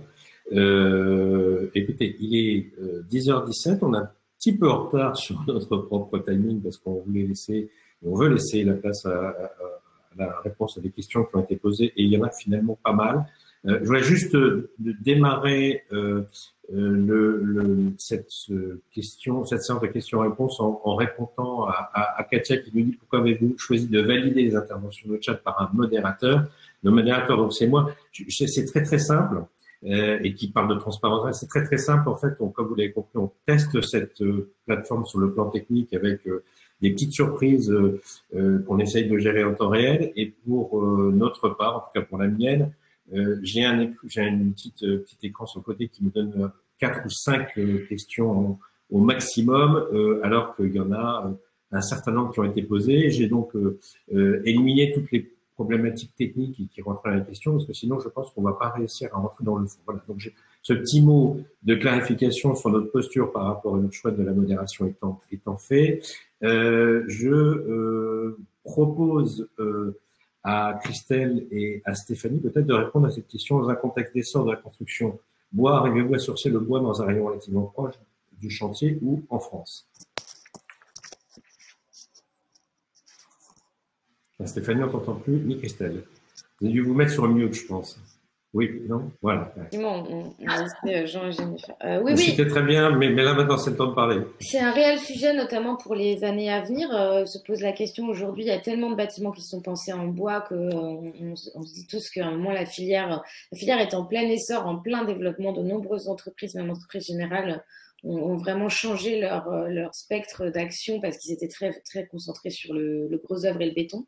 Oui, aujourd'hui, là, on construit une école primaire, une école élémentaire à Drancy qui va être livrée cet été pour la rentrée de septembre en bois, et le bois vient de France. Nous, on y tient beaucoup, on suit beaucoup nos projets. On a de la pierre aussi, de la pierre de taille dans le projet qui est extraite à 90 km du chantier, donc c'est un engagement qu'on a. C'est une question intéressante car effectivement, c'est bien joli de dessiner un projet en bois, mais si le bois vient du bout du monde, il n'y a pas d'intérêt. Donc, et on se pose à l'agence la question aujourd'hui, jusque menuiserie, poignée de porte, etc. On essaye de suivre vraiment les filières parce on pourra dessiner les bâtiments les plus engagés et vertueux possibles. Voilà, il faut aussi suivre la provenance des matériaux. Mais oui, on s'en sort encore. Après, dans les années à venir, c'est une filière qui est en plein développement et il va falloir accompagner de nombreux projets. J'ajoute juste, se pose vraiment la question, c'est un peu devenu la course au bois. Et c'est pas toujours très pertinent. Déjà, c'est pas très pertinent de le mettre à l'extérieur dans tous les territoires. C'est pas forcément adapté, et parfois de vouloir de l'affichage bois pour afficher du bois, alors que la structure à l'intérieur doit être protégée par un certain nombre de couches. C'est pas forcément pertinent. Donc, il faut vraiment se poser, ce que disait Christelle, la question du matériau local et adapté. Adapté au sol, adapté au contexte, adapté parce que c'est une ressource qui est disponible dans un rayon restreint, etc. Et en fait, le bois automatique, ça peut aussi devenir un risque de développer trop de projets en bois et de pas forcément maîtriser l'approvisionnement et la quantité nécessaire de matière. Dans la foulée de votre réponse à cette question, il y a une autre question qui est posée à propos de la santé. Où en sommes-nous dans le développement des matériaux biosourcés? Donc, moi, ma compréhension, c'est qu'il y a une accélération de l'utilisation de ces matériaux. Il y a un label produit biosourcé qui a été créé il y a 3 ans. Oui. C'est quoi votre expérience en termes d'utilisation et de capacité à intégrer ça dans des projets? La question, alors effectivement, ça se développe beaucoup. Il y a aussi de plus en plus de matières qui sont issues des filières de réemploi, plastique, etc., qui sont encore parfois à petite échelle, mais qui commencent à prendre de l'ampleur. La question, elle est toujours alors nous, on est confronté à deux éléments en particulier, c'est le coût et la réglementation, tout le temps. Donc, c'est souvent nos gros freins. Le coût, parce que quand vous développez des nouveaux matériaux, on le sait, avant d'atteindre une certaine échelle de production, finalement, ça coûte assez cher. Donc, dans ces cas-là, il faut aussi qu'on soit accompagné par des maîtres d'ouvrage qui veulent s'engager et qui soient en capacité de payer, ce qui n'est pas toujours le cas, parce qu'ils ont aussi des bilans financiers à tenir, et c'est important. Et puis sur les aspects réglementaires, alors ça, c'est un travail qu'on fait, nous, on se bat aussi et on travaille un peu plus sur ces sujets-là, plus que demander, on va dire, pour trouver des solutions, pour aller chercher aussi des exemples à l'international, parce qu'il y a aussi des pays qui font différemment, etc., et pour pouvoir discuter avec les autorités compétentes, on va dire, qui certifient l'utilisation des matériaux.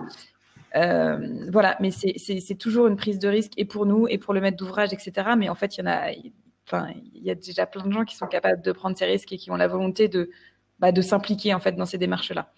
Donc ça évolue, et il faut continuer à pousser. Il faut surtout, je pense, à la fois faire de la pédagogie, parce que le recyclage, ça a parfois une mauvaise image, et aussi continuer à proposer, à être force de proposition en permanence, même quand c'est à petite échelle, quoi. Encore une dernière question, on va faire tourner la parole, mais il y a encore une question sur pourquoi ne pas parler du recyclage des métaux. Est-ce que là-dessus, dans votre expérience, il y a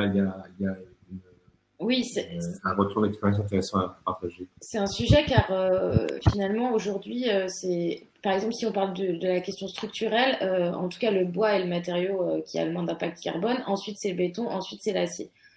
Donc effectivement les métaux c'est un vrai sujet. Alors on avait travaillé sur un projet pour réinventer Paris, notamment où on recyclait des IPN donc on les utilisait plus forcément pour une structure, mais ils devenaient matériaux de façade. L'idée c'était de réutiliser, et puis on sait qu'apparemment ArcelorMittal commence à travailler sur des poutres structurelles qui seraient issues, enfin avec un pourcentage en fait de métaux qui seraient issus du recyclage de la déconstruction. C'est vrai que dernièrement, en tout cas sur les projets carbone, on n'utilise pas beaucoup, le moins possible en fait de métaux, alors que par exemple nous on est des passionnés de serrurerie et de dessin, de garde-corps, etc. En tant qu'architecte, mais aujourd'hui avec les contraintes carbone, donc ça avance aussi, mais c'est moins. Enfin, en tout cas, nous, dans notre pratique, on a eu moins l'occasion, en fait, de travailler sur ces matières. Et puis, il y a une vraie question de résistance mécanique qui est compliquée dans le réemploi du métal, qui est compliquée à prouver avec la réglementation applicable et les calculs d'ingénieurs qui sont à justifier pour dire ça tient ou ça tient pas. Donc, sur les petits éléments, c'est faisable. Sur les éléments structurels, c'est très, très compliqué encore aujourd'hui. Ouais. Point de vue résistance mécanique, et juste pour s'assurer que le bâtiment va pas s'écrouler, quoi. Concrètement. Petit détail. Ok, écoutez, merci pour ces réponses. Alors, je regarde, donc je navigue dans les questions du chat. Alors, j'ai envie de dire heureusement ou malheureusement pour Jean et Jennifer, ce ne sont que des acclamations et des bravos. Donc, je pense que l'Observatoire va tripler de volume dans les minutes qui vont suivre. Je vais donc, je continue à naviguer, je vais à la demande générale répondre à une question qui plutôt de mon ressort, tout à fait d'accord avec Philippe Raffin pour définir et proclamer son combat RSE, mais comment positionnez-vous cette noble ambition versus l'enjeu de définir sa raison d'être, n'est-ce pas la raison d'être qui définit le pourquoi de l'organisation, et ensuite la RSE qui déploie la boîte à outils du comment faire. Alors, c'est une très bonne, c'est un très bon point. Effectivement, il n'y a pas de confusion entre les deux, mais ils sont reliés. Alors, premier point sur la raison d'être qui me paraît important parce que on est dans un effet de mode clair au sujet de la raison d'être et on voit fleurir partout des chantiers d'ailleurs qui sont presque un tout petit peu curieux parce que finalement les conseils d'administration se reposent, les codires se reposent la question de savoir pourquoi, quelle est leur licence à opérer, pourquoi ils existent sur un marché, et je pense qu'ils le savent en réalité, et que cette clarification est certes intéressante, mais elle n'est pas, elle est nécessaire probablement, mais pas suffisante. Et pourquoi je parle de combat? C'est qu'une fois qu'on a travaillé sur en effet le pourquoi j'existe sur le marché, finalement entre qu'est-ce qui se passerait si je n'existais pas et est-ce que je peux le définir. Derrière, déployer une stratégie RSE nécessite, comme le disait d'ailleurs très bien Jean et Jennifer tout à l'heure, de l'appropriation de tout le monde, de ce que dans le langage de la RSE on appelle les parties prenantes. Et les parties prenantes, c'est les usagers, mais c'est évidemment toutes l'écosystème avec lequel l'entreprise travaille à tous les niveaux, en interne d'ailleurs, également comme en externe. Et la problématique de la RSE, c'est que c'est tellement multifacette que pouvoir résumer l'engagement RSE d'une entreprise est souvent très difficile, ne serait-ce qu'en interne. Je veux dire, énormément d'entreprises de plus de 1000 ou de 5000 personnes se retrouvent dans des situations où seules 2 personnes sont capables, grosso modo, de dire à peu près quel est l'engagement RSE de l'entreprise, alors que des efforts extrêmement importants ont été menés dans les 10 ou dans les 15 dernières années. D'où l'idée, d'un certain moment, choisir un combat qui soit peut résumer l'ensemble de, c'est le cas de l'exemple de Danone, l'ensemble de l'engagement RSE, mais il y a un travail à ce moment-là de storytelling et enfin lumière et qui est fait pour que la manière de nommer ce combat, de le mettre en scène, ait suffisamment d'effet d'aura pour qu'on comprenne beaucoup de choses qui ne sont pas dites explicitement. Ou alors, c'est le cas aussi dans d'autres situations, d'ailleurs c'est le cas dans l'exemple que je donnais d'interface. Le combat, c'est une partie de l'engagement RSE, et ça n'a pas vocation il n'y a pas de prétention à ce que le combat résume l'intégralité de ce qui est fait en matière de RSE, mais en revanche, ce qui est choisi a suffisamment d'effet, là aussi, d'aura, pour que la connexion avec tous les publics soit plus forte, plus rapide, et que le crédit que finalement d'autres choses sont faites qui ne rentrent pas dans la lumière de ce combat soit plus facilement attribué dans une société qui est de plus en plus critique par définition. La charge de la preuve, elle est bien du côté de l'entreprise lorsque, en particulier, on aborde ces sujets d'engagement. D'où enfin, à notre sens, c'est quelque chose qu'on fait pour de nombreux clients en ce moment, trouver le combat qui va justement permettre cette connexion et cette appropriation large et trouver l'histoire qui va permettre d'ailleurs à des agences de communication comme Territoire d'ensuite pouvoir l'exprimer. Voilà, j'espère que j'ai répondu à ce point. D'ailleurs, n'hésitez pas, Christelle, Stéphanie, Jennifer et Jean, à réagir aussi ou à rebondir sur ce point ou sur un autre. Je balaye les autres questions. Alors, je voudrais du coup rebondir sur cette notion de combat dans ce cas-là, Puisqu'en fait, c'est sûr que c'est un combat, mais en même temps, aujourd'hui, on ne veut pas de guerre supplémentaire, on veut avoir des gens qui proposent des choses qu'on puisse. Enfin, je reviens sur cette notion d'appropriation. Donc, je comprends qu'il faille des engagements, mais le rapport à l'écriture, à l'esthétisme, fait qu'on n'est plus dans un combat, mais on est plutôt dans une proposition de valeur qui nous permet à chacun de pouvoir s'approprier le sujet.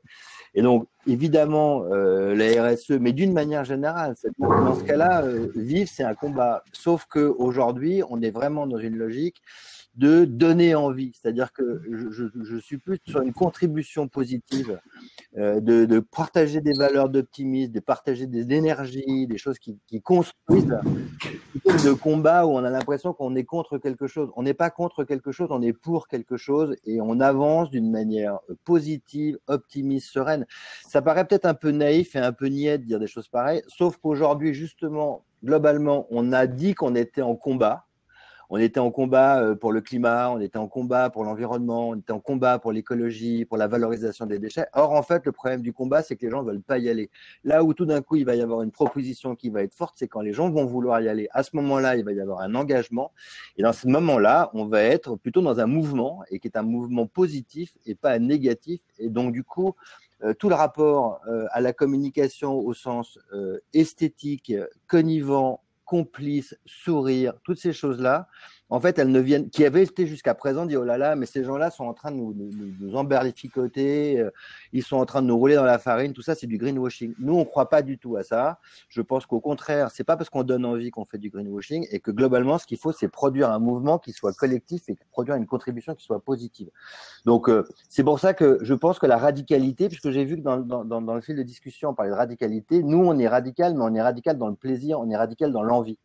Et on pense que le temps 1 de l'accélération, le jour où on commencera à comprendre ce genre de choses, et que le jour où tous les responsables RSE, innovation, architecture, développement, et qu'on sera tous unis d'une manière un peu positive, à ce moment-là, on pourra produire de l'appropriation et vraiment un engagement et produire un vrai du changement d'échelle. Le changement d'échelle, c'est quand tout le monde va se l'approprier et va pas dire c'est pas mon combat. Ton combat, c'est pas celui-là. Ton combat, c'est de se lever le matin, c'est de laisser une planète à tes enfants, à tes petits-enfants, etc.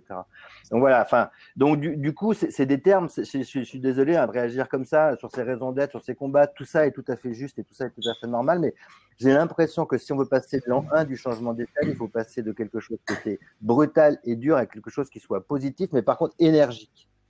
Ouais, j'aime l'attitude des architectes et notamment de Stéphanie et Christelle qui, pour les avoir vus sur des sujets avec énormément de pression et d'enjeux, portaient cette espèce de volontarisme positif, généreux et merci. Non, mais excuse-moi, je réagis à ta réaction. Je veux dire, sur la nuance sémantique, je n'ai pas tout à fait la même appréciation, mais ça n'a pas beaucoup d'importance. Je pense qu'un combat peut être positif. Je pense que le combat, non seulement ça peut être positif, mais ça peut être un combat parce que c'est pas facile, parce qu'il faut se battre, non pas d'une manière agressive, mais je veux dire, les exemples que Christelle et Stéphanie donnaient, où moi j'ai perçu un combat personnel dans un monde qui n'offre pas spontanément et si facilement en se levant le matin toutes les options vers un avenir plus durable et des combats, c'est des combats aussi pour maintenir une vision éthique et une vision globale durable malgré par exemple dans le recyclage des filières qui ont du mal à délivrer, malgré la difficulté en termes de coûts, malgré etc. Donc bon, mais en tout cas l'aspect et la vision positive que tu soulignes, je la partage évidemment et je pense que c'est en tout cas pour revenir à l'appropriation, parce que moi aussi je suis tout à fait c'est une notion qui est extrêmement importante pour nous puisque l'appropriation c'est ce qui permet d'accélérer le partage et l'adhésion. Et pour qu'il y ait une appropriation, il faut malgré tout qu'on puisse identifier quelque chose qui est fort. Donc, tout le mot combat sur lequel… Et en fait, je pense qu'il y a quelque chose aussi en termes de sémantique, c'est qu'il y a une différence entre la séduction et la mystification. Et qu'aujourd'hui, on a toujours dit attention à pas être séduit. Alors moi, je pense qu'il faut être séduit. Il faut être séduit par la transition. Il faut être séduit par la transformation. Il faut pas être mystifié par cette transition et par cette transformation. Donc c'est pour ça que ça s'appuie sur des preuves, que ça s'appuie sur des vraies actions. Mais faut pas avoir peur d'être séduit. La vie, d'abord, et ça, et dans notre parcours, on est séduit et c'est super. On est séduit par des idées, on est séduit par des envies, des volontés. Il faut être séduit par ça. Moi, ça ne me dérange pas. Oui, c'est fondamental. En revanche, il ne faut pas être mystifié. Ça, c'est autre chose. C'est fondamental et pour avoir réussi, alors même si ça peut paraître être un petit combat, peu importe. En fait, nous, on défend des valeurs qui sont au service du collectif parce qu'on est quand même censé agir pour l'intérêt public, ce qui fait partie de l'histoire de notre métier. Et dans le cadre d'un petit projet, Christelle vous l'a présenté tout à l'heure, il y avait une petite table en bois avec du bois issu de filières de réemploi. En fait, on a réussi à convaincre notre maître d'ouvrage justement par le plaisir, parce que il y avait cette idée de réemploi un peu palette, un peu bricolo, un peu pas très qualitatif, qui les faisait pas rêver clairement. Et ils avaient besoin d'avoir cet aspect de séduction, de dire ah bah effectivement en fait on va aboutir à quelque chose qui nous fait plaisir, et en fait c'est comme ça qu'on les a finalement convaincus et qui se sont appropriés finalement cette démarche et qui sont maintenant très contents de raconter comment ils se sont engagés dans ce processus-là auprès de leurs adhérents, puisqu'ils sont 4500 adhérents. Et donc c'est aussi par cet aspect de séduction finalement qu'on a réussi à les convaincre, parce que convaincus de la matière, convaincus que ça allait être joli, convaincus que ça allait être pratique, etc. Et donc on peut pas éviter effectivement cette question du plaisir, parce que bon, on est quand même là pour ça aussi. C'est pour prendre du plaisir dans notre métier et pour tout le monde, quoi.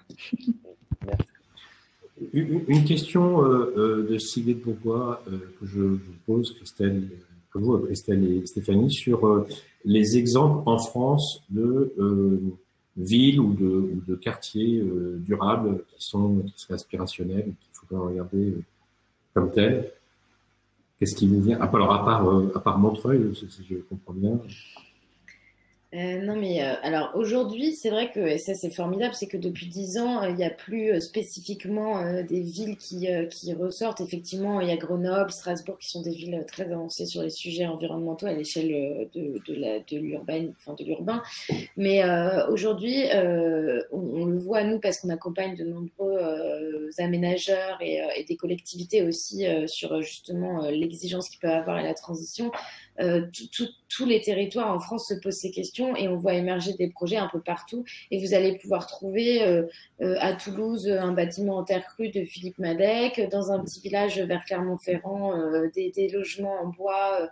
C'est-à-dire que on n'a pas forcément d'exemples spécifiques à faire ressortir. Voilà.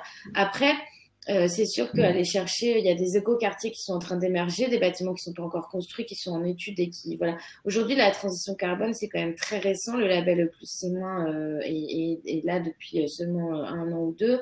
Donc, ces projets sont pas encore forcément sortis de terre. Ce qui est intéressant, c'est d'aller chercher vraiment les dessins actuels, les derniers concours gagnés et qui sont plutôt justement, on en parlait tout à l'heure, le low-tech.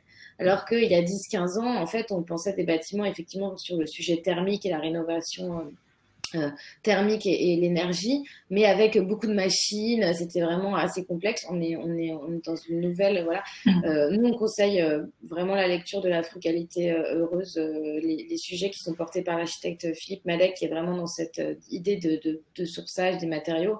Et lui, ça fait 30 ans qu'il travaille sur des projets avec un fort engagement écologique. Non, je faire une intervention pour dire que je m'en vais, que je dois partir parce que je suis très en retard sur une autre.